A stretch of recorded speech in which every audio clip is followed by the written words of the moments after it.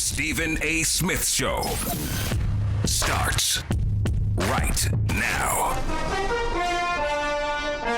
What up, family? Welcome to this funky, fresh Friday edition of the Stephen A. Smith Show. Michael Eaves in for Stephen A. today, hanging out with you from 1 o'clock to 3 o'clock Eastern, earlier out on the West Coast. You can be a part of the conversation. Hit us up, 1-888-SAY-ESPN. That's 1-888-729-3776.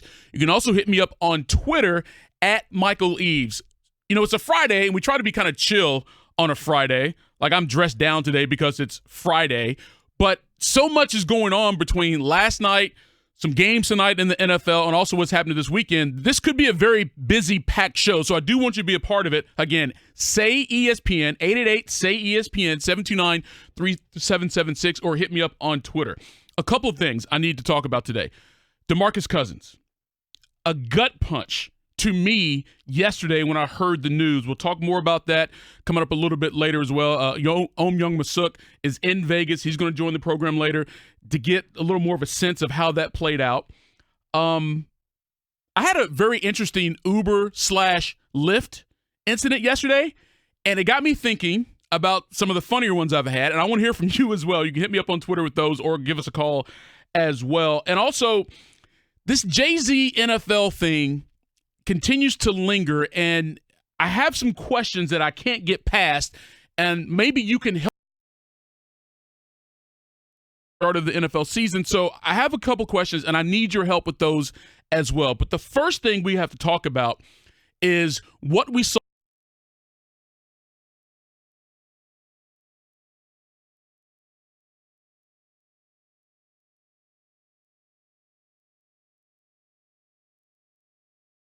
last night, NFL preseason games from certain quarterbacks, okay? I'm going to start with some of the good. Lamar Jackson. Lamar Jackson may be the most exciting player the NFL has seen since Michael Vick. Now, granted, we've had some other guys come in the league and dazzle us with this and show off on this. Aaron Donald, Khalil Mack defensively. Other guys, you know, the other side of the ball, carrying the ball, great. Todd Gurley, Zeke Elliott. Like, yeah, we've had some very talented guys, right?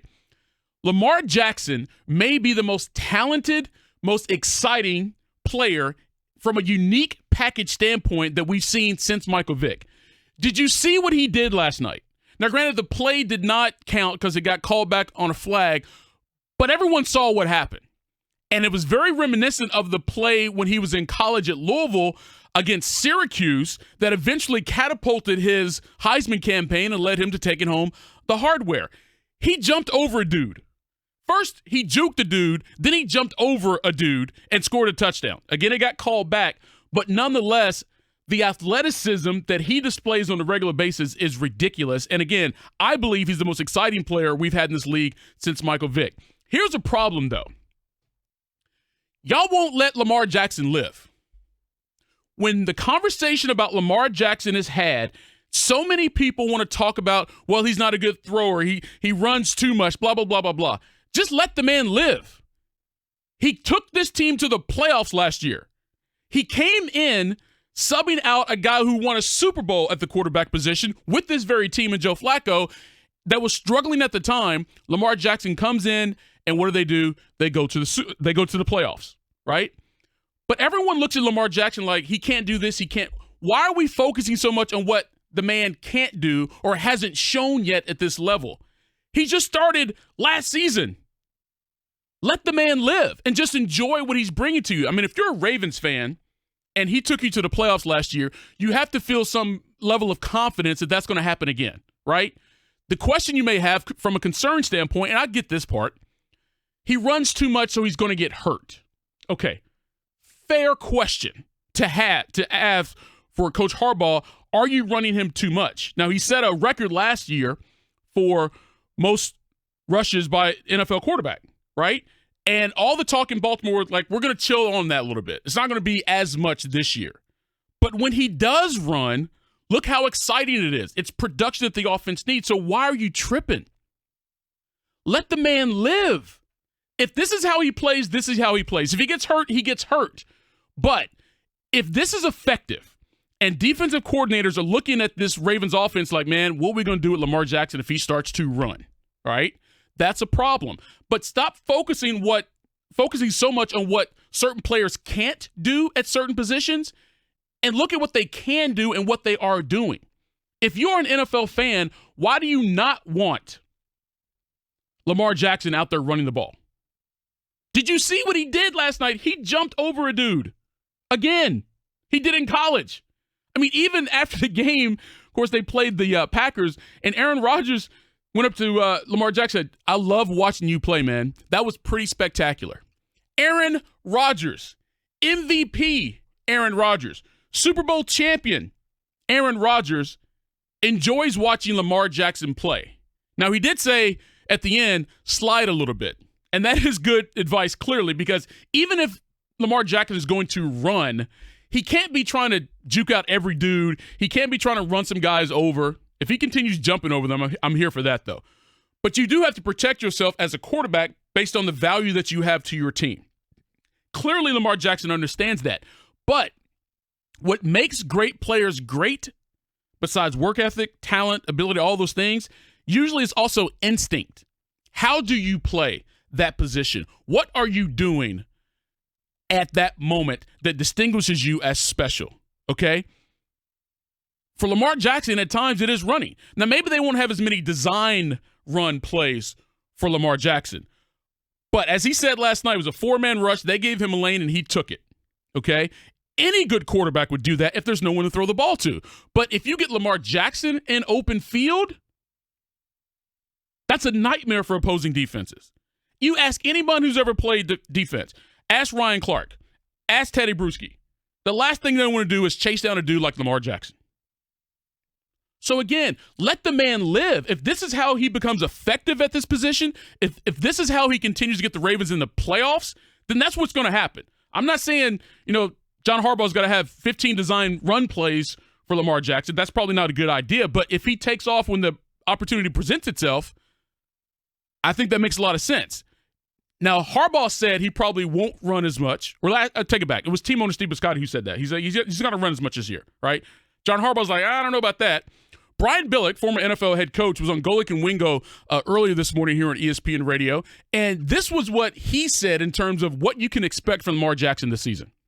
It's not so much what they're doing or the plays that they're running. It is the total commitment that the Ravens now have in willing to let their quarterback run, maybe on a pace like we have never seen before in the NFL. I'm talking about, in 2017, Cam Newton ran the ball 139 times, and we thought that, that's unheard of.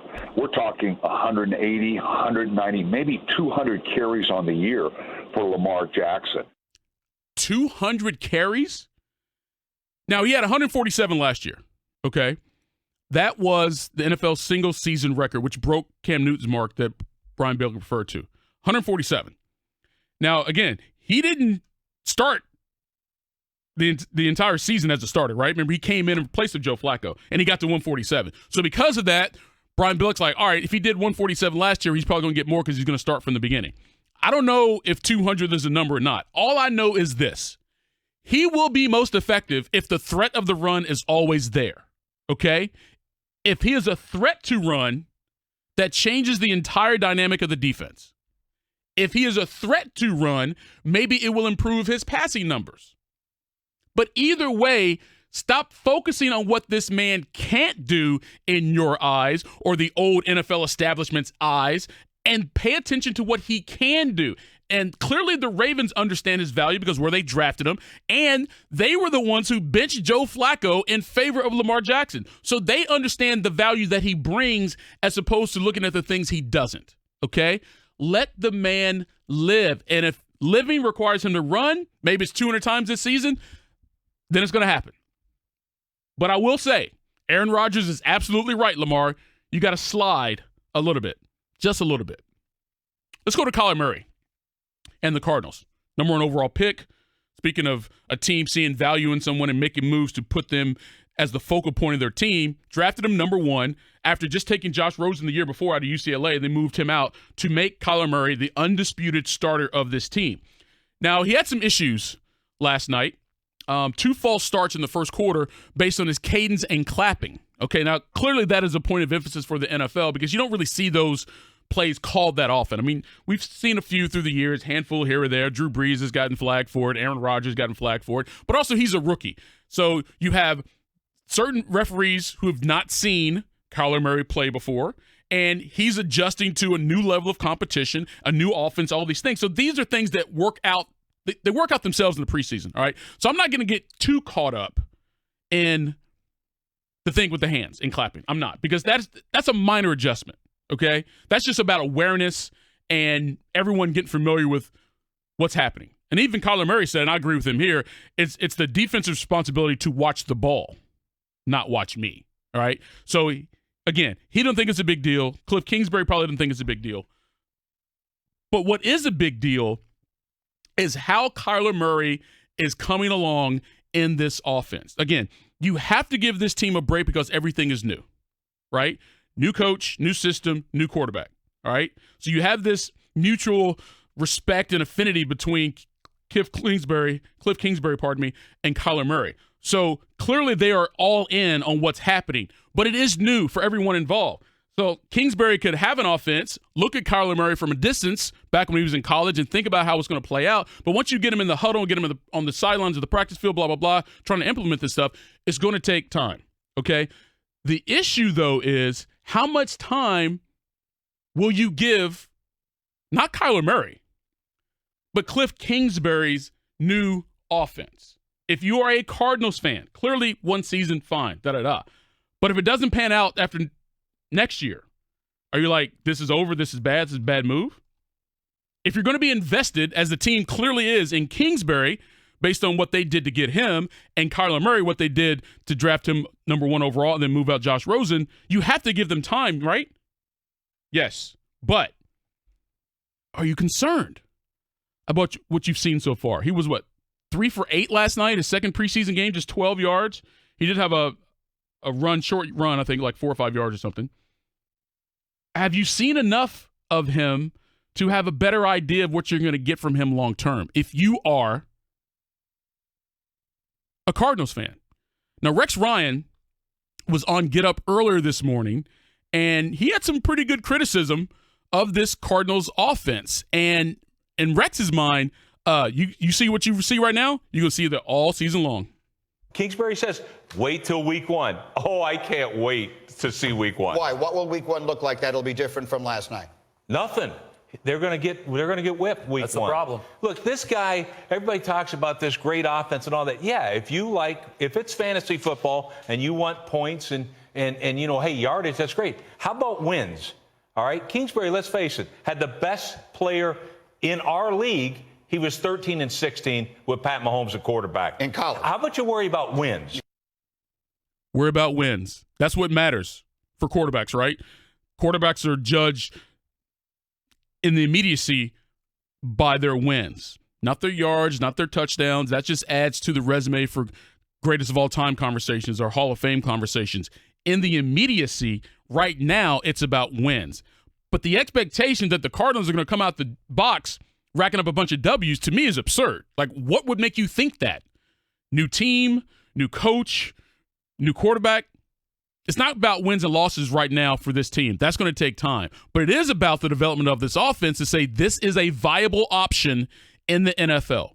Can it work? So if you are a Cardinals fan, where is this expectation you have that this thing is going to work with Cliff Kingsbury and Kyler Murray, based on what you've seen the first 2 preseason games? Again, preseason games, it's new, but still, every little glimpse you have tells you something. What are you being told as a Cardinals fan of this team right now? 888-CSPN, 888-729-3776. You can hit me up on Twitter at Michael Eaves. Sam Darnold for the Jets. Look, when he came out of high school, he was supposed to be legit, okay? And in the short spell that he was at USC, he showed everyone in the NFL everything they needed to see to say that this guy will be good at this level, okay? And what he's shown you so far in the preseason, if you're a Jets fan, you have to be as hyped as you have been in quite some time about that position. He has the build. He has the arm. He has the eyes. He has the awareness. He has the understanding of the offense. He has everything that you would want right now in an NFL quarterback. If he could be a little more nimble in terms of running and getting out of the way, sure. But he's not a bad athlete by any means, right? You don't expect him to be Lamar Jackson out there. You don't want him to be Dan Marino. And he's not close to Dan Marino in terms of inability to move around. He can move around. He can avoid hits. He can find spots in the pocket to step up and make passes. He has that. But if you're the Jets fan base and you see this quarterback and what you have, are you looking at the rest of your team as like, yeah, this is it. This is what we got. We're good to go. Is that what you're looking for? Or are you saying like, man, if we only had blank, we could be so much better? Because you have the quarterback right now. And if you're a Jets fan, I can't remember the last time you could be this excited about your quarterback. Maybe when Mark Sanchez first came in, you had a little bit of success. You were like, oh, okay, this is going to work. Sure, yeah. But now, with Sam Darnold, in terms of what he did, I mean, just look at the first series, right? Boom, boom, boom, you're good. Like, whoa, that just happened because Sam Darnold is that good. But if you're looking at the entire season, do you feel as if you have everything on that roster that can put the Jets in a position to go to the playoffs? I mean, for the second straight week, Sam Darnold opens the game with a touchdown drive. Right out the bump, boom, we're gone. You got to be hyped if you're a Jets fan. But do you also have this doubt in your mind that you have everything you need in order to get to the playoffs again? You have the quarterback. Do you have everything else? Oh, man, we got Le'Veon Bell. Boom. Solid. Now you got a running game behind you. What about receivers? What about your defense? What about your special teams? Are you feeling that good about it? Or because your quarterback looks so good right now, Jets fan, you are talking yourself into some bad expectations? I don't know. Like, I don't know what it's like to be a Jets fan. I don't know what it's like to be a fan who's gone through, well, let me rephrase that. I was about to say I don't know what it's like to be a fan who's gone through a long period of dismay and disarray the way the Jets have recently. Let me amend that because I'm from Kentucky and I went to University of Kentucky, and our football team up until last year, we didn't really have that kind of good run. But what Stoops did last year, yes, I'm all about it. 10 wins, boom, boom, boom. Is that how Jets fans feel right now? That they're going to be in the playoffs. They may even challenge for the division crown. Are you a Jets fan feeling that right now because of your quarterback, Sam Darnold? 888-SAY-ESPN, 888-729-3776.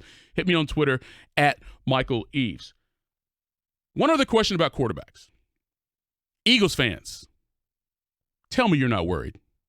Tell me you're not worried about the safety of Carson Wentz. Cody Kessler goes down last night with a concussion in the first quarter.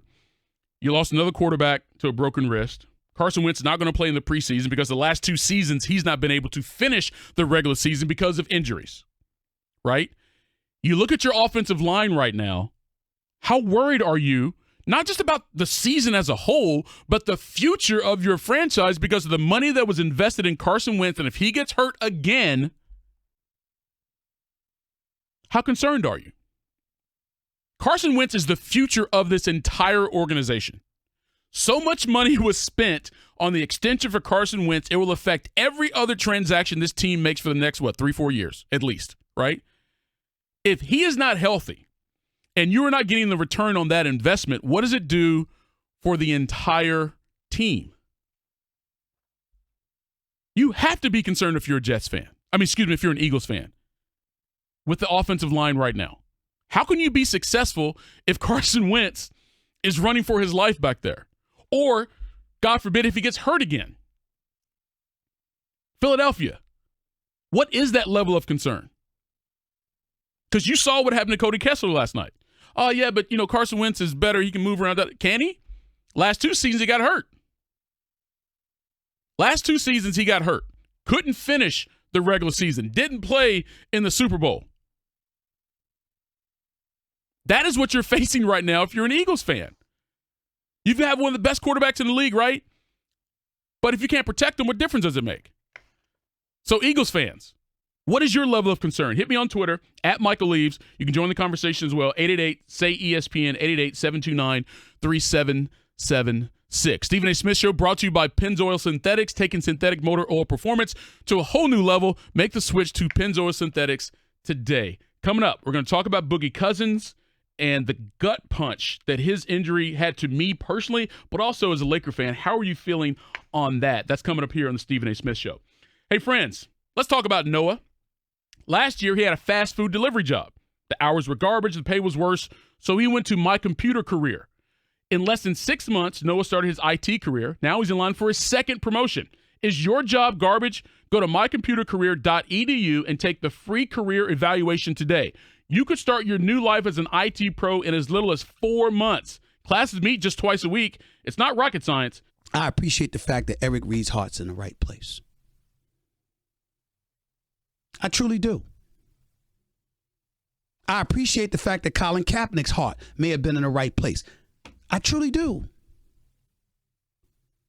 But if I disagree with an approach, or if I disagree with this one thing that you may do, that doesn't mean I'm against you. It means I respectfully disagree with that. I disagree with Eric Reed going up in Malcolm Jenkins' face on Lincoln Financial Field before a game to address this issue. I disagree with that. He's wrong. You can't run into Malcolm Jenkins at any other time?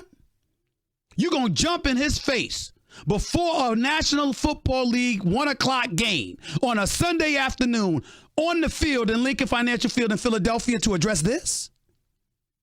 It ain't right. You think that your way is the only way. It ain't right. You think everything is about Colin Kaepernick getting a job when Colin Kaepernick himself said, it ain't about me. It's about us. I don't like the fact that Colin Kaepernick is without a job. I think he deserves a look. You can't tell me that Colin Kaepernick can't be a backup quarterback in the NFL right now. But 4 teams wanted to bring him on board. He wanted their uniform. He wanted their money without wanting to give anything in return as to what they felt they would need to make sure their bottom line isn't compromised. Who do you know gets to take that position and get a job in America? White or black or Hispanic or Asian American or Native American?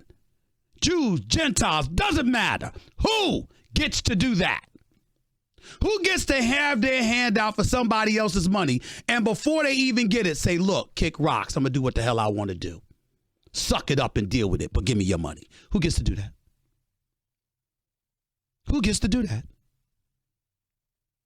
Y'all know the answer to that question. Grow the hell up. Stop acting like you don't know.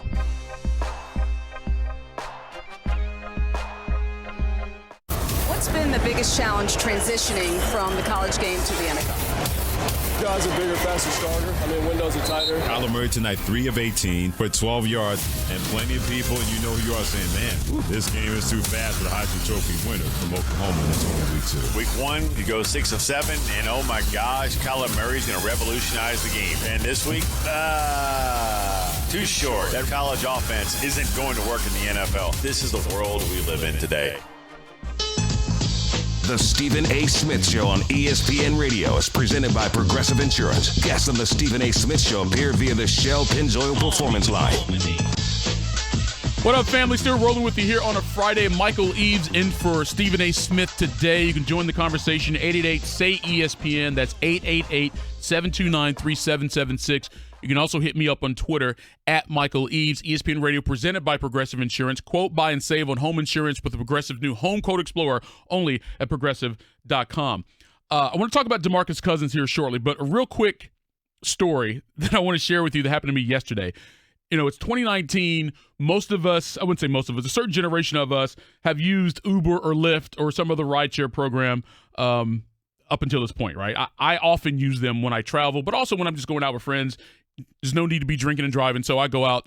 When I do, I typically get Uber or Lyft. Now, I only mess with one company, but I'm not going to say which one it is because this story is I don't want to. This is not about the company itself. This is just about the experience. So I'm waiting on my ride yesterday, and I noticed that the driver missed the turn into my neighborhood, had to loop all the way back around. And then when she gets to my house, she goes flying right past it, and I had to send her a message, hey, you passed me, until she comes back. Okay, that's fine. I get in the car, and it smells like fried chicken. I'm like, what is happening? This lady had just gone to Popeyes before she picked me up, okay? So maybe she was hungry. She went to get some food. It's like, oh, wait, I got to ride. Let me go do this. So she's sitting there eating all this fried chicken from Popeyes, and it smelled so good, right? Who doesn't like Popeyes fried chicken? And she has French fries. She didn't offer me any. She didn't say, hey, would you like a wing? I got some tenders up here. You want some of these fries? She is straight up in this car, smelling like fried chicken, picking me up, and didn't have the thought to ask me if I wanted some. And so we're driving to go where she's dropping me off. And because she's eating this chicken and these fries, her fingers are greasy, right? So she has the phone up by the steering wheel with a little map, whatever, and she goes to do something, and because it was so greasy, her finger literally slipped right off the phone. And I'm like, what is happening right now? So my question was, after I got out, and I shared this with some of my friends and also put it up on Twitter yesterday. You can probably find it now. I have a poll up. I typically give just about everybody 5 stars. Everybody. Just about. Like, you have to do something real foul for me not to give you 5 stars, especially for the culture, okay? I was so inclined not to give her 5 stars because she missed the turn twice, came through eating, and didn't offer me any. Was I wrong in that thought? What's the funniest or worst experience you've ever had in Uber and or Lyft? One time a guy came down to pick me up at my house, actually a friend's house. My wife and I, like 2 of our friends, at their house, and they have a narrow driveway that goes down, and it's kind of steep a little bit, right? So the guy comes down there, but then he couldn't back out. We were literally in that driveway for like 10 minutes, this dude trying to turn around. It got to the point where I was like, yo, get out and I'll do it myself. It was to that level of silliness happening because this dude couldn't get out the driveway. What is your worst or funniest Uber/Lyft experience? 888-SAY-ESPN, 729-3776, or hit me on Twitter at Michael Eaves. Hey, we got a couple phone calls. I want to get some of your thoughts here. We've been talking about the NFL and the quarterbacks we've seen. Let's go to Ben in Baltimore, because I was talking about Lamar Jackson. To me, is the most exciting player the league has probably seen since Michael Vick, especially at the quarterback position. Ben, how are you feeling about Lamar leading the Ravens right now? Well, I feel like one thing when you look at the Ravens, and nobody really discusses this, the wide receivers for years, I don't know, most fans probably, unless you're really a diehard fan, probably can't name a lot of the wide receivers we've had because the Ravens have never drafted really a successful wide receiver. We've had to get all these veterans like Anquan Bolden and Derek Mason through the years. So if you look at the Ravens, they've always been known for running the football and playing defense. That's always been their identity. And you look at them, a lot of these quarterbacks take their jumps from year 1 to 2. And you look at Peyton Manning, I'm not saying he's Peyton Manning, but remember, Peyton Manning was, 26 touchdowns and 28 picks in his rookie year and went 3-13. Lamar Jackson does the thing that you want most. He wins games. He was 6-1. The Ravens weren't looking like they were going to be in the playoffs at all, and he led them to win the division. So I look at the team. They have 2 holes in their offensive line, but their other 3 starters are great. And their defense still is going to be great every year like it always has here in Baltimore. So I just think that some of the hate on him isn't as deserved, but I know he has a lot to work on still, obviously. And that is a very reasoned thought process there, Ben. Appreciate the phone call. Yes, second year, full-time starter now, you're going to see improvement. But again, my point is, for him in particular, and granted, I know it's a quarterback position and it gets more attention than any other position maybe in professional sports. But when it comes to Lamar Jackson, everyone wants to talk about, too oftentimes in my view, what he can't do as opposed to what he actually does, that it makes him successful and had this team in the playoffs last year. Can't we just allow these quarterbacks, these dudes, these players to be successful doing what they're doing? Sure, you can have room for improvement. He wants to be a better passer. Tom Brady wants to be a better passer. He's got 6 Super Bowls. Everybody wants to improve, but if you always knock somebody for what they can't do, what are you really doing? What are you really doing? Let's go back to the phone calls, 888-SAY-ESPN, 729-3776. Let's go to Jimmy in North Carolina. Jimmy, when you see Lamar Jackson out there, what do you see? Hey, what's going on? Well, when I look at Lamar Jackson, I can't help but think of Cam Newton, who was dynamic and loves to run the ball, but it's taken a tremendous amount of abuse. The biggest problem all running quarterbacks have is that can he withstand game after game of getting absolutely pummeled by defenses that are going to start keying on him? I just don't see it. It's a problem running quarterbacks have in this league. Your thoughts? I'm sorry, say that again. I said your thoughts? On Lamar Jackson? Yeah. My thing is this, Jimmy, and I appreciate the phone call. It's about production, and you said it's about wins and losses, right? He showed you last year he is capable of coming into a situation that was not ideal in terms of the way he replaced Joe Flacco, a guy who had won a Super Bowl for that very team, who had started the season as the starter. So that's a difficult position for any quarterback to come into, especially one that was a rookie, right? He comes into that situation. He leads this team to the playoffs. Granted, he ran 147 times last year, setting a new single-season record for most rushes by a quarterback, which ideally is not sustainable long-term. But in the immediacy, he got this team in the playoffs.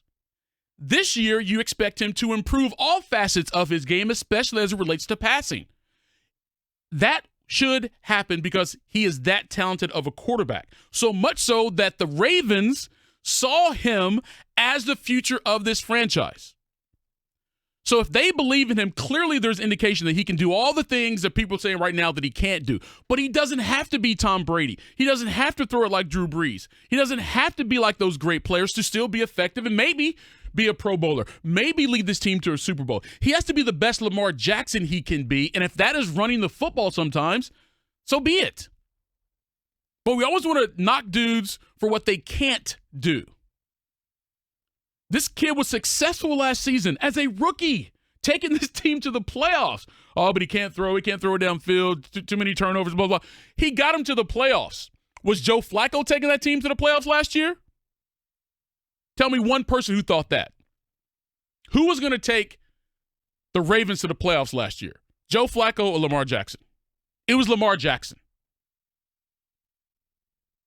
So stop killing this dude for what he can't do and just appreciate what he does and enjoy the excitement that he brings to the game. Every time he takes a snap and he drops back, something incredible could happen. Incredible could happen. Just allow that. Let it happen. Stop knocking dudes for what they can't do and just appreciate what he can do. And if you're a Ravens fan, I'm sure right now if you're a Ravens fan, you don't want to hear all that hate either because he's your quarterback and he took you to the playoffs. But all the other people who are either Ravens haters because they're a fan of another team or just general NFL fans who always expect quarterbacks to have this certain DNA, to play a certain way, to look a certain way, to perform a certain way, let that go and just appreciate what you have. This dude is exciting as hell. You want to knock it for he can't throw a certain pass or something? Stop. Stop with that. 888-SAY-ESPN, 888-729-3776. Let me hear an Uber story or a Lyft story real quick. And again, this is not about the company. We just know something funny that happened. Let's go to Iowa. Scott, is the Scott out there? What's happening? Hey, how's it going, man? Good, Thanks brother. for taking my call. Yeah. So, there's a group of us at a wedding that we called, got a ride. So, of course, they show up minivan. There's like, 7 or 8 of us, so people are sitting on people's laps. So leading up to this, we're on our way to our friend's house where we're all staying. Everybody's obviously intoxicated. A fight breaks out amongst the group, so that happened. And then when we get to – so there's a lot of animosity, like stuff going down, people trying to calm people down in the minivan on the way to our place. Then when we get there to the driveway, my buddy, who's sitting shotgun beside the driver, notices that the driver has, like, a guitar case in between, like, him and the passenger side there. Okay.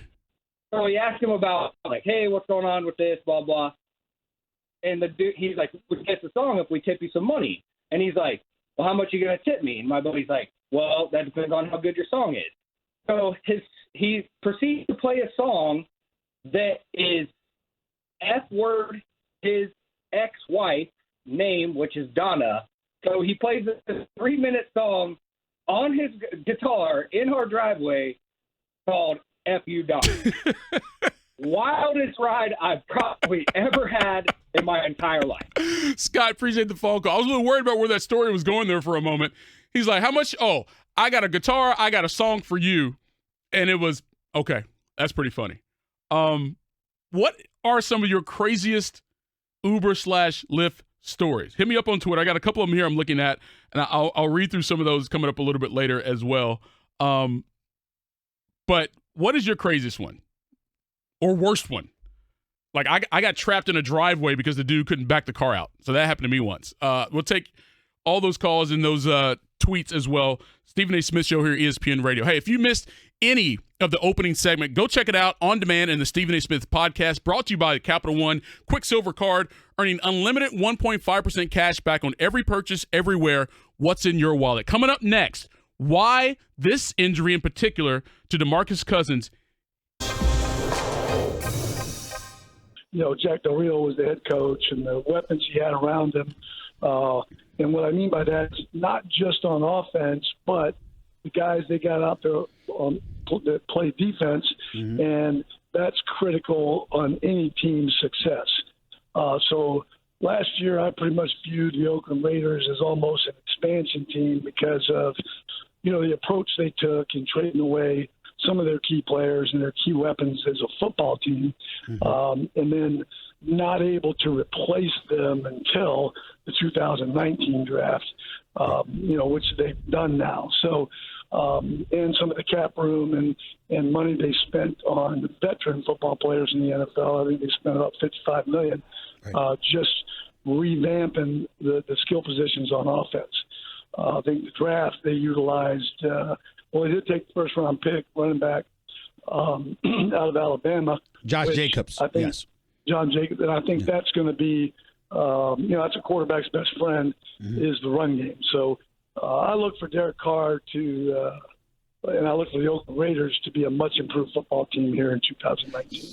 But you know what I pay attention to, Coach? I pay attention to competition. And what I mean by that is it's real nice and dandy to sit up there and say, as many people have, that the Oakland Raiders, we're expecting big things from them, better things from them. Okay, I expect you to be better than 4-12. The flip side to it is look at the division that they're in. Kansas City with Patrick Mahomes. You've got Denver. Joe Flacco's their quarterback right now. Certainly he's not what he used to be, but he still can throw the football. And then, of course, you have the Los Angeles Chargers, who some are predicting might potentially make the Super Bowl, led by Phillip Rivers. So I'm looking at the division that the Oakland Raiders are in, and I'm saying, excuse me, based on that alone, you're going to have some problems. Right.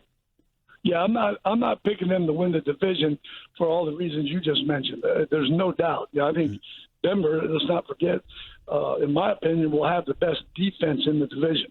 And they're able to run the ball.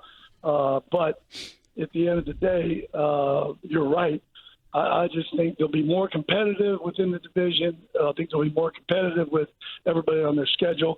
How much of a jump? I do think they can win 8 games this year, and that's a marked improvement.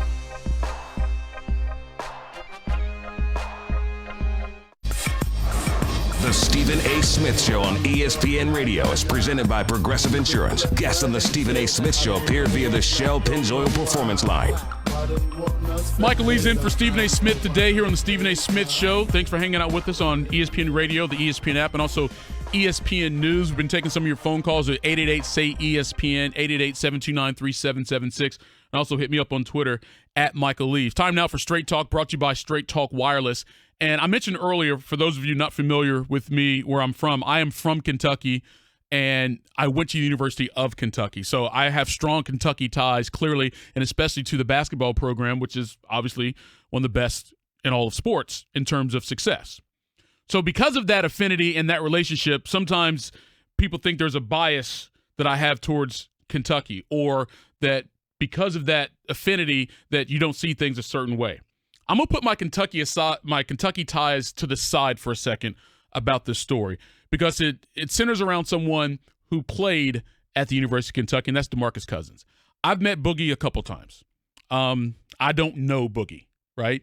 But when the news came out yesterday that he had torn his ACL, I was actually on the driving range practicing some golf yesterday when I saw the alert come through on my phone, and it really felt like someone punched me in the stomach. Again, I'm not a Lakers fan. I'm not a Warriors fan. I'm not a Kings fan. I'm not a Pelicans fan. All the teams that he's played for. And in the past, I've actually been critical of DeMarcus Cousins a few times based on things he's done, right? Antics that at the time I felt were immature. So I'll say that as well. But this really hurt me yesterday when the news came that he had torn his ACL. Now, granted, when I was in high school, I tore my ACL, and it really put a dent in whatever future I was going to have in basketball. Not that I was going to be in the NBA. That was never going to happen. But just what I could have accomplished as a player that really put a dent in that goal. And then in college, playing an intramural game, I tore my other ACL, right? So I've had 4 knee surgeries. So just ACLs alone bother me. But for DeMarcus Cousins, man, like, damn, this brother can't catch a break, man. He just can't catch a break. He had the Achilles tear when he was in New Orleans right before he's about to be able to sign a huge contract, right? Took a year off from that, came back, played for the Warriors last year, ends up tearing his quad, still was able to come back from that and play in the playoffs, goes to the Lakers this offseason to join forces with LeBron James, former teammate Anthony Davis, also fellow Kentucky Wildcat Anthony Davis, and they were poised to be one of the best teams in the NBA, maybe go to the NBA Finals. And then all of a sudden, he tears his ACL. Like, my dad used to say, some people can't win for losing. And I feel that's where Boogie is right now. Like, he just can't win for losing. I don't care what your affiliation is to the league, whether you love the NBA or not, whether you hate DeMarcus Cousins or you love him. This is not about him specifically. It's about anyone who has a love and passion for something and by no fault of their own is denied repeatedly the pursuit of that happiness. DeMarcus Cousins loves playing basketball. He loves competing. He wants to win an NBA championship. But he can't win for losing. I mean, if you ask any NBA player, the 2 injuries none of them want to suffer, he has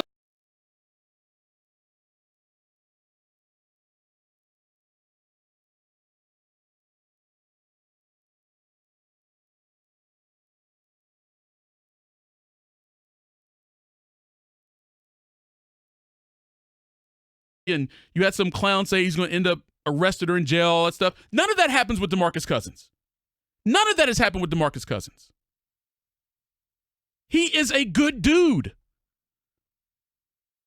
But bad things just keep happening to him for some reason from an injury standpoint. He can't win for losing. And like anyone who wants to be successful at something, you can relate to that. If you have a love, if you have a passion for anything, and then bad things keep happening to you out of no fault of your own, that's disheartening.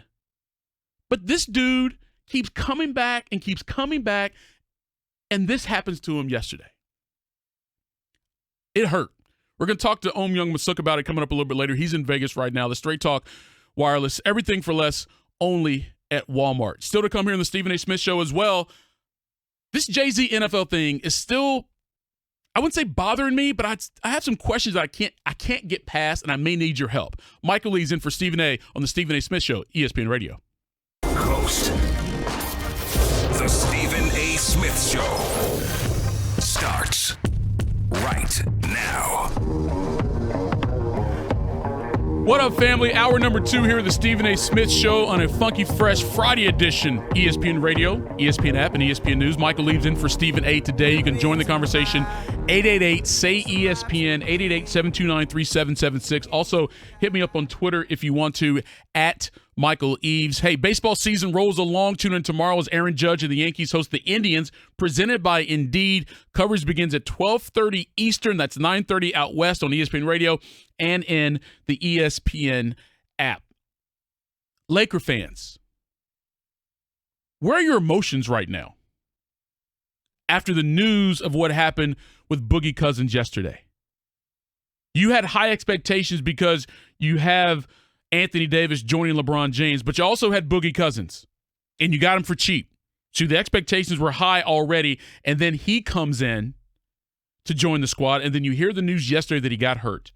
Where are your emotions right now? What does this do to your expectations hit me up on Twitter at Michael Eaves, or you can give us a call, 888-SAY-ESPN, 729-3776.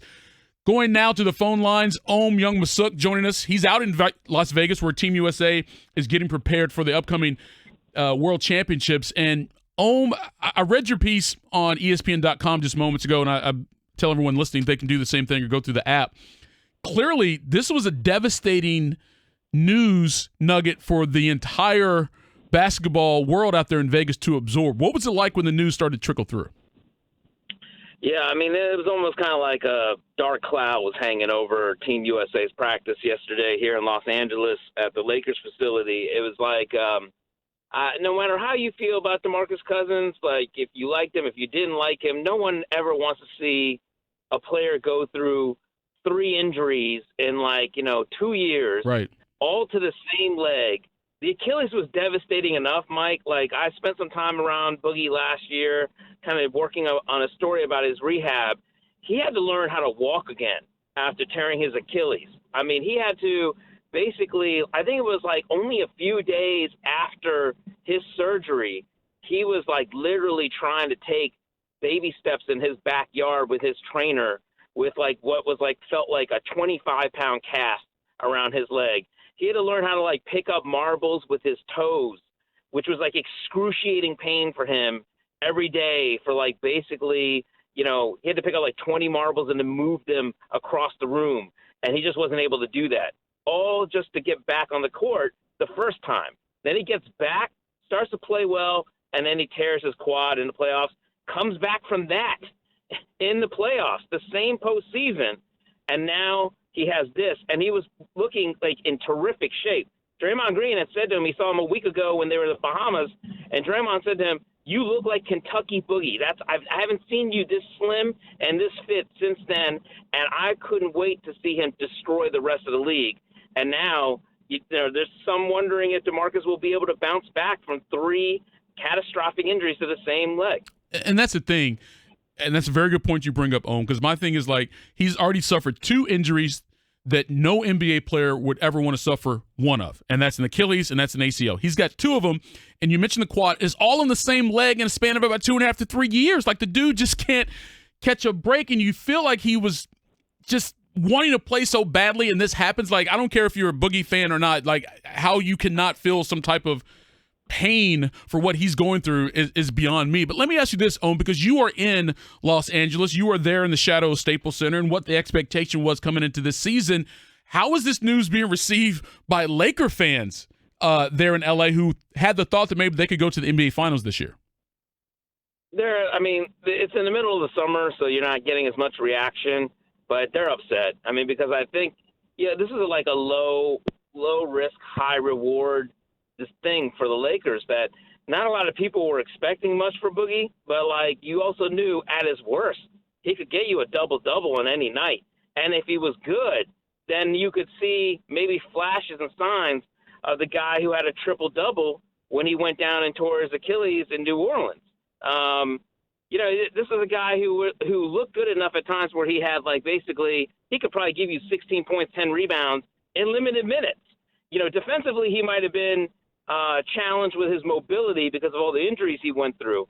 But certainly, you were thinking that the Lakers' strength was Anthony Davis, DeMarcus Cousins. Those 2 knew how to play with each other and at times play very well in New Orleans. Right. And then you add LeBron James into the mix and Kyle Kuzma. So certainly they were thinking, this is a strength of ours. Now all of a sudden, it's a weakness because they still have Anthony Davis, but only JaVale McGee behind him. And they need another center because the whole thing was Anthony Davis doesn't really want to play center. He'd rather play power forward.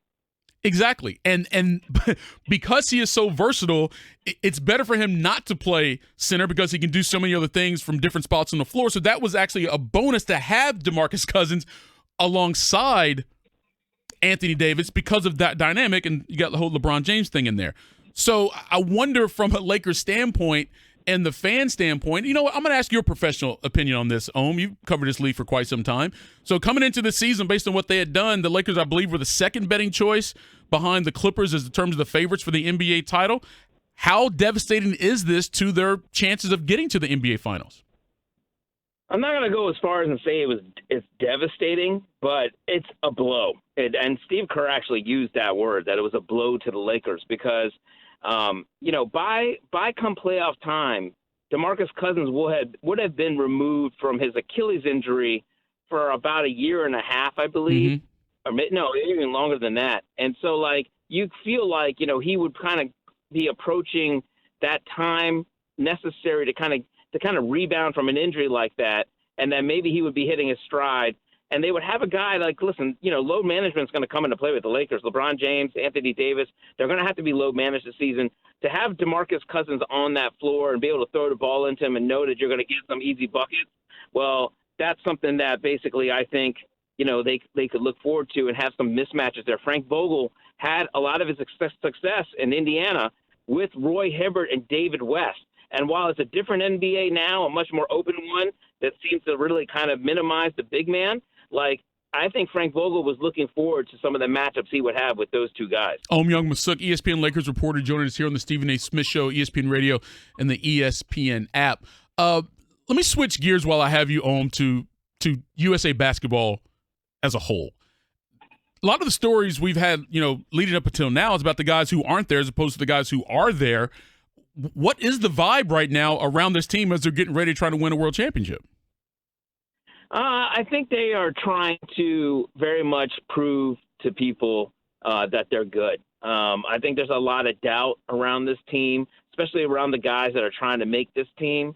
Just as far as people are probably wondering, is this one of the more worse USA basketball teams has been assembled because so many guys pulled out and are not coming?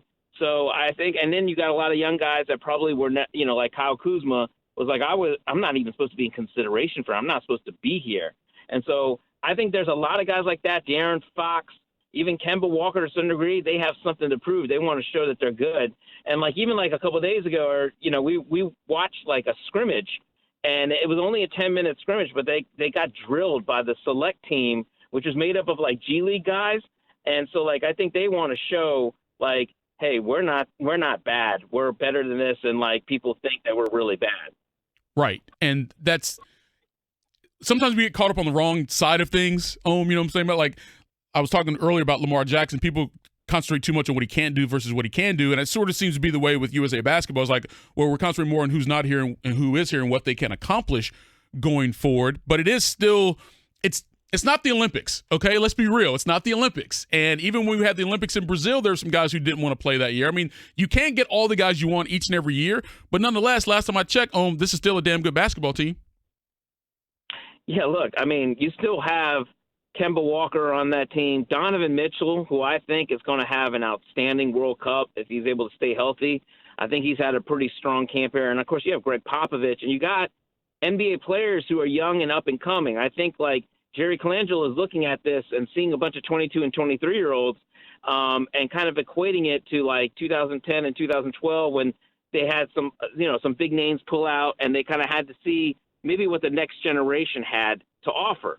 And so while there isn't a lot of star power and in these names here, these are guys that might not be with them for Team USA in the Olympics next year, but certainly could represent them down the road. And so I think their USA basketball is kind of eager to see how well their future looks, especially if these guys can come together, because that's the big challenge for them right now. And they don't really have a lot of chemistry. And even though other countries have lost a lot of talent because the NBA season is right around the corner and guys want to rest and things like that, those other teams, though, have grown men who have played with each other almost throughout their lives. So they have that chemistry that USA basketball is still looking to gain. And that's a very good point you bring up, Ohm, because this is not just about one particular competition. It's about a program that is USA basketball, building chemistry, building a pipeline of talent to be ready when they do have those Olympic years. And also the FIBA World Championships, it's a big deal. But to have that essence grow and continue to grow so that they always have this long lineage of guys who can go out there and try to win a championship. So everyone's getting caught up on maybe who's not there, but this is a process that's well beyond just this particular competition. It's about looking ahead to multiple Olympics and world championships. Ohm Youngmisuk here on ESPN Radio. Thanks for the time, man. Be good. Thanks, Mike. Hey, Mike. Yo. I can't believe they didn't give you any Popeyes, their driver. She was stingy, dog. She was too stingy. Maybe she only got a 2-piece. I don't know. Ohm Youngmisuk. Was this Popeye's breakfast? No, it was no, bro. This was like 4 o'clock in the afternoon or 6 o'clock in the afternoon. Oh. Yeah. But I mean, there was a biscuit in there though. She deserves a tip. Yes. You know what? She did. She got tipped. She got 5 stars as well. The whole deal. Ohm Youngmisuk here. Stephen A. Smith Show, ESPN Radio, ESPN app. Again, if you have a story about a rideshare, Uber, Lyft, what have you, you can hit me on Twitter at Michael Eaves, or even give us a call, 888-SAY-ESPN, 888-729-3776. I'm going to take a quick right turn here and go from basketball to the NFL. And over the last several days, we've had this conversation ongoing about the union between Jay-Z's Rock Nation and the NFL on entertainment endeavors, booking guests, most notably for the Super Bowl halftime show, but also pushing the league's initiative to help with social justice, okay? Now, when it first happened, clearly a lot of people were surprised, and we're beyond the surprise conversation now, right? What the conversation has been now is people being critical of Jay-Z based on the things he had said in the past about Colin Kaepernick, things he'd said in the past about the NFL, but now here you are doing this with the league, and according to Robert Kraft, this thing was like a year in the making, right? So you were saying one thing about the NFL a year ago, but at the same time you were having conversations with the league on joining forces and making this thing happen, okay? And people are upset at Jay-Z because of the fact that he didn't include Colin Kaepernick in this enough in some people's eyes, that he didn't make Colin Kaepernick's unemployment somewhat of a stipulation as it relates to this union with the NFL. Not that he could tell Roger Goodell to put Colin Kaepernick on a team, but clearly it was not an issue with Jay-Z, Rock Nation joining forces with the NFL, okay? And I understand those questions. I understand those frustrations depending on where you stand on particular issues. Like, if you're going to say this, Jay, then you have to do this, right? And for some people, he didn't do what he did do, was not in line with what he was saying earlier. Okay. Now, having said that, I'm also a firm believer when it comes to bringing forth change in something that's established. It's really, really, really, really, really, really hard to do it from the outside. I would say almost impossible, but I won't go that far. You have to get inside something to change it from within, okay? And that is what Jay-Z is trying to do. There's no question about that. But he's not really in. The only way to be in is to be an owner, okay? You are in agreement. You're in a working association with the NFL, but you're not in the NFL. Actually, they are paying you for a service, okay? So that's not technically in. But if you have a relationship that you have trust and respect, maybe you can push for some initiatives, some ideas that would get done because you set them out there as opposed to someone else and it would have been ignored or dismissed, okay? So again, I understand the idea of being inside something to change it as opposed to beating the wall from the outside expecting them to do something about it, okay? So here is my question for the people who do have issues with Jay-Z, Rock Nation going into business with the NFL. What would have to happen for you not to feel that way? Some of you are mad at Jay-Z. What would have to happen for you to forgive him? What would have to happen for you to be like, oh, that's what he was doing from the very beginning. We just didn't know it. What tangible goals do you need to see accomplished in order for you to feel better about this situation? And for me, I don't know. I've been struggling with that question over the last couple of days. At my barbershop yesterday, my barber was going all in on Instagram defending Jay-Z on this thing. And there was a conversation clearly going back and forth in the shop yesterday about why Jay-Z was wrong. Even to the defense of my barber saying, no, you got to do it from the inside, things of that nature. Okay? And so the question was, what has to happen for you to feel better about this agreement? And again, I don't know. I don't know what tangible goal could be accomplished that I would be like, oh, that's what he did. Because, I mean, let's be real. How long would that take anyway? By the time it happens, are we still going to like, oh, man, yeah, remember a couple years ago we was all mad at Jay-Z? That's what he was doing. Are we going to get to that point? What would have to happen? What if some team signs Colin Kaepernick? Would that be something you would give Jay-Z credit for? I would think not, unless he had a conversation with a particular owner. It's like, hey, man, you need to put this dude on your squad. We're going to do all that stuff, blah, blah, blah, blah, blah. That seems a bit of a stretch, right? So what do you need to see from the NFL, from Jay-Z, to make you feel better about this if you are questioning Jay-Z's motives now? I mean, Jemele Hill from The Atlantic, she came out and had some pretty harsh words about Jay-Z, basically saying that he helped the NFL banish Colin Kaepernick. So they paid this dude money for us not to think about Colin Kaepernick anymore. That's how Jemele laid it out. Even Bomani Jones in The Undefeated, he wrote an essay, and his question was, who's getting paid and what justice is actually being amplified? Those are tangible questions that we could get answers down the road, but once we get those answers, will it make you feel better about the union to begin with? If you feel some type of way about it. Some of you like, hey, man, this is great. Boom, boom, boom, boom, boom. RK fine, that's you. Some of you couldn't care less.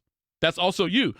But a lot of you, including some very strong Jay-Z fans, were kind of scratching your head about this thing. You've been critical of him. And this is probably the first criticism Jay-Z's really faced, right? I mean, what has he done that in his past, besides just make hits and make money and make babies with Beyonce, that someone would want to criticize him for, right? But he was catching heat from the culture about this. And some people raised very legitimate questions about this union. But what would have to happen for you to be like, okay, cool, I get it? Because Jay-Z said we're going to help millions and millions of people with this union, with the NFL, and this initiative. That's what he said. What proof of that help do you need to see to feel better about this? I don't know what that is. And I've been scratching my head about it myself over the last couple of days. Like, all right, I have a lot of questions about this. I'm trying to be patient and kind of, one, I want to hear what Jay-Z said. Then what he said didn't really help, quite honestly. But then what do I need to see to feel a certain way about this? I don't know what that answer is. Because in so many regards, it looks like Jay-Z just went for the bag. And why, of all people, would he just go for the bag? You have to believe it's more to it than that. He says it's more to it than that, but what do you need to see as proof? What do you need to see as proof that it wasn't just about the money for Jay-Z? Or is it, in your eyes, just a billionaire kicking with other billionaires? And this quasi-social justice initiative, blah, blah, blah, blah, blah. What do you need to see? 888-SAY-ESPN, 888-729-3776. Also hit me on Twitter at Michael Eaves. ESPN Radio presented by Progressive Insurance. Drivers who switch and save an average of $699 less per year. Coming up, back to your phone calls. A lot of people still want to talk about the quarterback situation, some of the displays we saw last night, positive and negative. Also, there's another quarterback I didn't mention earlier that I want to talk about, and that is Dwayne Haskins in Washington, the future that he has as a starter there in D.C. and how soon that future will start. Hey, do you have frequent heartburn, like the kind where you have an acid stash everywhere in case it pops up? You know what I mean. You keep some in your bag or your desk or your car or your nightstand. You have those chalky tablets ready for... I appreciate the fact that Eric Reed's heart's in the right place. I truly do. I appreciate the fact that Colin Kaepernick's heart may have been in the right place. I truly do. But if I disagree with an approach, or if I disagree with this one thing that you may do, that doesn't mean I'm against you. It means I respectfully disagree with that. I disagree with Eric Reed going up in Malcolm Jenkins' face on Lincoln Financial Field before a game to address this issue. I disagree with that. He's wrong. You can't run into Malcolm Jenkins at any other time? You're going to jump in his face before a National Football League 1 o'clock game on a Sunday afternoon on the field in Lincoln Financial Field in Philadelphia to address this? It ain't right.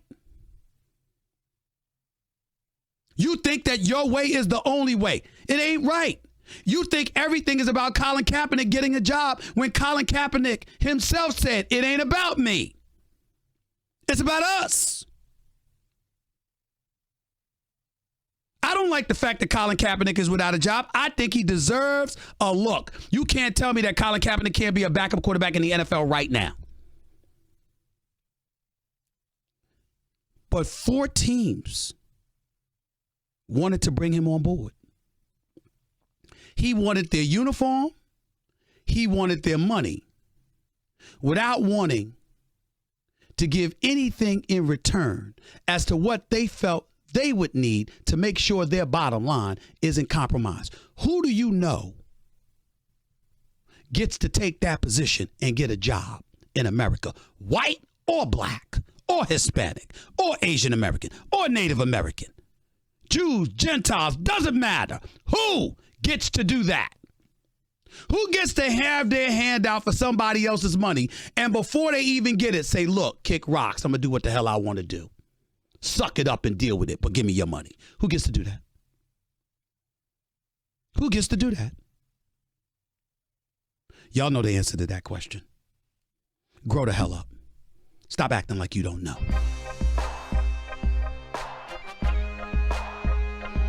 And saying, hey, we're going to partner with Rock Nation because it's coming and saying, hey, we're going to partner with Rock Nation because it's going to help us with these causes. How? Why? They're putting this here as a shield. When something else comes up, they'll be able to point to this initiative as see we do care. The point Jay-Z is making is that Cap getting a job is not about what the movement is about. The movement is about bringing attention to these problems, and now that the attention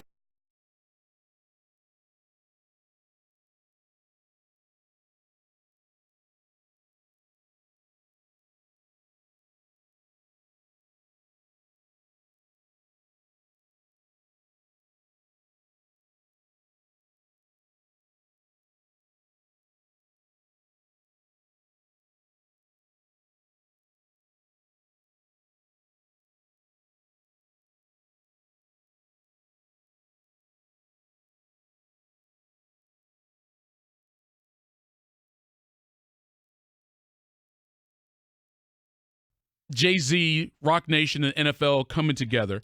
And again, I'm not trying to go back to the beginning of the week with this conversation in terms of why it happened, what the NFL was trying to do, why Jay-Z did it, and things of that nature. What I want to know from you is, especially those of you who have criticized this union, who have questions about it, what do you need to see from the NFL or from Jay-Z that makes you feel good about it? Okay? Got a couple responses here on Twitter. Conrad says, to answer your question about Jay-Z, I'd like to see Rock Nation not get paid if this is really about helping people. Now, again, this is a working agreement. This is a business deal for Rock Nation and Jay-Z. Okay? The NFL is paying Rock Nation to do these things.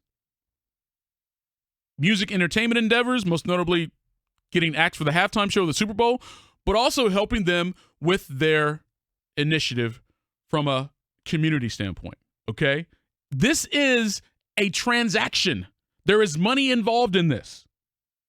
And if I'm guessing based on Jay-Z's success, I'd say a lot of money's involved in this, okay? So Conrad says, look, if you really are about helping people the way you said the other day, millions and millions of people helping them, how about Rock Nation not get paid? Now, look, if you are a business, you are in business to make money, right? Now, I don't see Jay-Z turning down that check, okay? But I hear what you're saying, Conrad, that if you are truly about that, why do you need the money? He's trying to grow a brand. He's trying to grow a business. And for some people, I'm with you, Conrad, I get it. That is what rubs them the wrong way, because it looks as if, to some people, based on what we know at this point, that this is just a business deal for Rock Nation. They are hired to do a service for the NFL. But Colin Kaepernick was not involved in it whatsoever. His future in the NFL was not a stipulation of the deal. And for some people, that's wrong. So what do you need to see? Anthony says Jay-Z needs to show us a next step of the protest process. Action. Police reform in NFL cities, for starters. Fire the bad cops. Retrain the rest of them. If people of color are treated fairly, the partnership makes sense.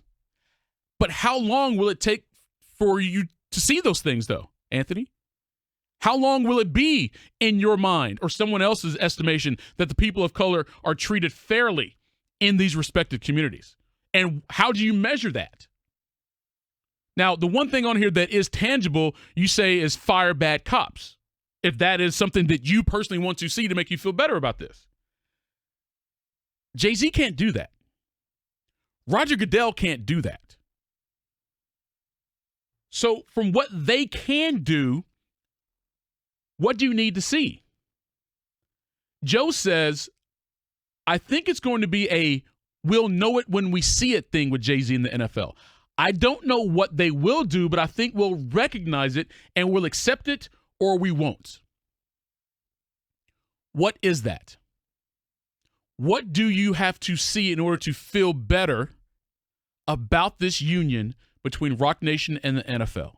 What tangible evidence do you need to see? Because it is a business deal, right? That is the business side of it for the NFL as it relates to the entertainment endeavors. I mean, that is a real service that a lot of people would pay someone else to help us with this. And look, we need to book acts for these events. Can you help us do that? And they write the check for that. So Rock Nation, clearly a good candidate for that side of the deal. But you also go with Rock Nation because of Jay-Z to give you a certain face to push these other initiatives. And you don't want that face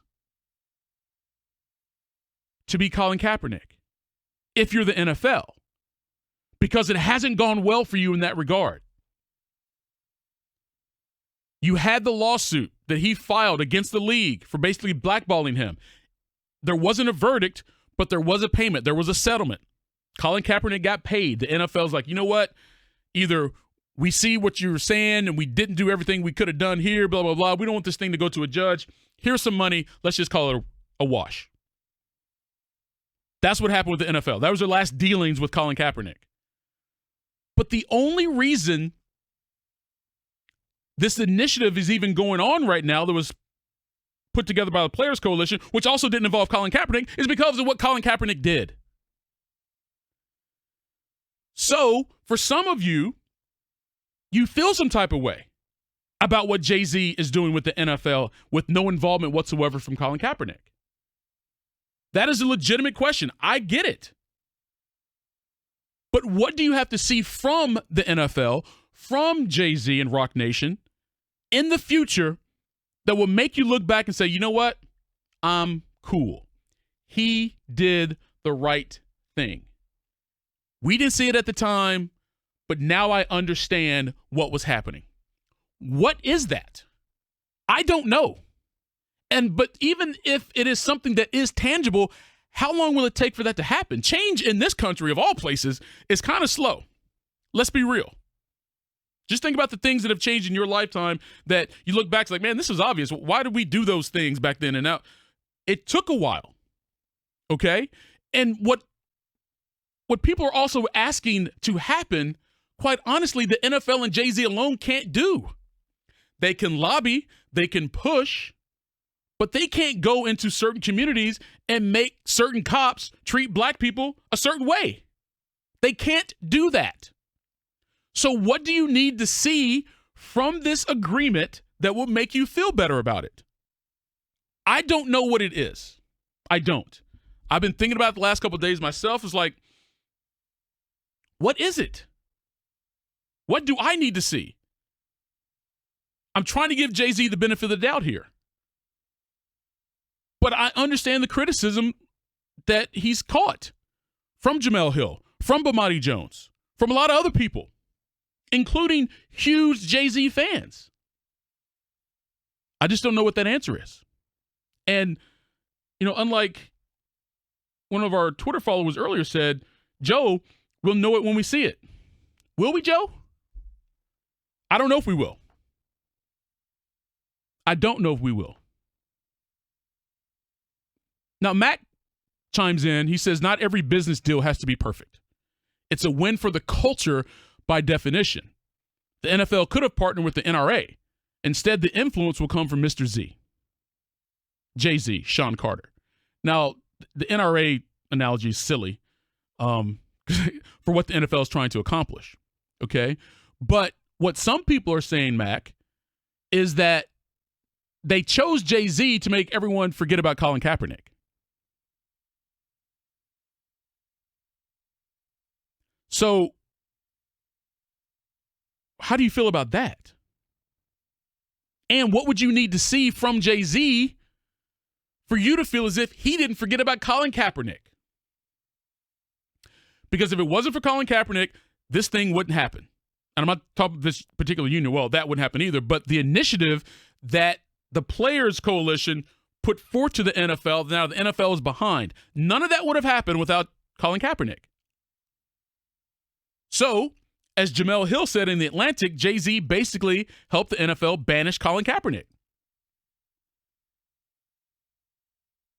And for them, as Jamel said, it was a chess move.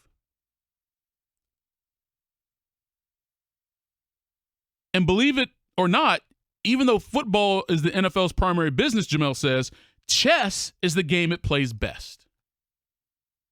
So, for some people, they are wondering if Jay-Z is a pawn of the NFL. Now, from what we know about Sean Carter, the last thing he would ever be is a pawn, right? He didn't grow up that way. He didn't become successful that way. But that's how certain people are starting to look at him now. So what will it take for those of you who look at Jay-Z like that, like he's getting played by the NFL, despite however much money they're paying him, what would you have to see for you not to look at him like that? Because as of right now, there are so many questions and so much criticism about how this whole thing came together based on the things that Jay-Z has said in the past. So if this is the ultimate finesse move by Jay-Z, what will you need to see to prove that it was a finesse move? Just grabbing the bag ain't it. He got money. A lot of people want to be in business with Rock Nation right now. That ain't it. It has to be more of that. What else are they doing that can be tangible evidence of the initiative? What do you need to see to not believe that the NFL is playing chess and Jay-Z is a pawn? Coming up next, I want to talk a little bit about the Nets and why anytime there's a labor dispute, fans should always side with the players. Every single time. When you're hiring, you don't want to waste time sorting through dozens of irrelevant resumes. You want an efficient way to get a short list of qualified candidates. That's why you need Indeed.com. Post a job in minutes. Set up screener questions based on your job requirements. Then zero in on qualified candidates using an intuitive online dashboard. Jack Del Rio was the head coach and the weapons he had around him. And what I mean by that is not just on offense, but the guys they got out there that play defense, and that's critical on any team's success. So last year I pretty much viewed the Oakland Raiders as almost an expansion team because of, the approach they took in trading away some of their key players and their key weapons as a football team, and then not able to replace them until the 2019 draft, which they've done now. So, and some of the cap room and money they spent on veteran football players in the NFL. I think they spent about $55 million just revamping the skill positions on offense. I think the draft they utilized. They did take the first round pick, running back out of Alabama. Josh Jacobs, I think, yes. John Jacobs, and I think that's going to be, that's a quarterback's best friend is the run game. So I look for Derek Carr and I look for the Oakland Raiders to be a much improved football team here in 2019. But you know what I pay attention to, Coach? I pay attention to competition. And what I mean by that is it's real nice and dandy to sit up there and say, as many people have, that the Oakland Raiders, we're expecting big things from them, better things from them. Okay, I expect you to be better than 4-12. The flip side to it is look at the division that they're in. Kansas City with Patrick Mahomes. You've got Denver. Joe Flacco's their quarterback right now. Certainly he's not what he used to be, but he still can throw the football. And then, of course, you have the Los Angeles Chargers, who some are predicting might potentially make the Super Bowl led by Phillip Rivers. So I'm looking at the division that the Oakland Raiders are in, and I'm saying, excuse me, based on that alone, you're going to have some problems. Right. Yeah, I'm not picking them to win the division for all the reasons you just mentioned. There's no doubt. I think Denver, let's not forget, in my opinion, will have the best defense in the division. And they're able to run the ball. But at the end of the day, you're right. I just think they'll be more competitive within the division. I think they'll be more competitive with everybody on their schedule. How much of a jump? I do think they can win 8 games this year, and that's a marked improvement. Stephen A. Smith Show on ESPN Radio is presented by Progressive Insurance. Guests on the Stephen A. Smith Show appear via the Shell Pennzoil Performance Line. All right, wrapping up the Stephen A. Smith Show here on a Friday. Michael Eaves in for Stephen A. today. If you missed any of today's show, go check it out on demand, the Stephen A. Smith podcast. Brought to you by Capital One Quick Silver Card, earning unlimited 1.5% cash back on every purchase everywhere. What's in your wallet? We were asking the question earlier, at least I was, what do you need to see from this initiative between Jay-Z's Rock Nation and the NFL to make you feel good about what Jay-Z is doing? Danny hits me up and says, Kaepernick needs to be a key figure of the initiative team. Now, based on what's happened over the last couple years and the last few days, I don't see how that would happen. Because if that was the case, wouldn't he already be involved? But that could be something that someone would see as tangible evidence that this thing is being done for the right reasons. Terrence hits me up and says, I need to see a PSA from NFL owners speaking about the need to do something about police brutality. Otherwise, what's the point? Building playgrounds and giving out scholarships does nothing for the next Tamir Rice or Eric Garner or the countless others. Again, something tangible. Keep those comments coming because throughout the day, I'm still going to be discussing this question with friends and also just myself. Like, what do I need to see to make me feel about this union in a positive manner? Right now, though, I got to switch to the NBA real quickly. Okay, you may have heard that the New Jersey Nets are being sold. Mikhail Prokhorov, Russian billionaire, he bought this team. What year was that? I forgot what year that was, but he bought them several years ago, right? At the time, he basically paid $383 million. Okay, he gave him $223 million in cash, and he assumed $106 million in debt for 80% of the team. All right. He also got 45% of the arena a decade ago, but that was before they were in Brooklyn, right? So they go to Brooklyn, they're good. They got the Barclays Center, da-da. So between the sale of the team and the arena, he's about to pocket $3.5 billion. If you can do math, figure out what a percentage that is on his investment, right? And so what I never understand when we have these labor situations, well, let me rephrase that. I understand. I just don't get it. We have these labor situations in professional sports, and there's so many fans that end up siding with the owners. Tell me one professional owner who's lost money when selling the team. Not one. Not only do they not lose money, hell, they make a lot of money. But see, like, we just had the new CBA with the NBA. Now these contracts are going up with the new TV deal, and people are like, oh, these outrageous player contracts is killing the sport. Is it? Is it killing the sport? Doesn't look like it's killing it for Mikhail Prokhorov. The Nets in the Barclays Center just sold for $3.5 billion. That's not killing anything. I want to take one more call before we get out of here. Sebastian, you are a rideshare driver, and tell me you have a really good story, because I had a funny one yesterday. Yeah, hello. Can you hear me? Yeah, I got you, brother. Go ahead, real quick. Hey, okay, so a few years ago when I first started doing rideshare, I was picking up at the St. Patrick's Day Parade downtown in Dallas, and I picked up this guy. He was like my second ride of the day, and I'm taking him to his house, and you can tell he'd been drinking all day, so luckily I was able to give him a ride, but midway through the ride, he was telling me that someone had peed in my back seat, and I was thinking to myself, like, yo, that's pretty weird. Probably not. It's probably just like someone spilled water.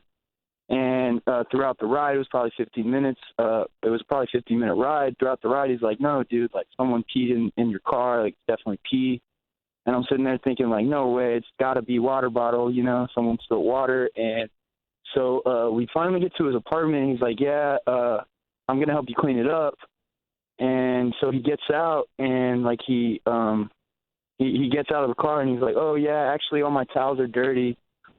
So I can't help, sorry. And he like runs upstairs and like back to his shorts. It's like just soaking wet.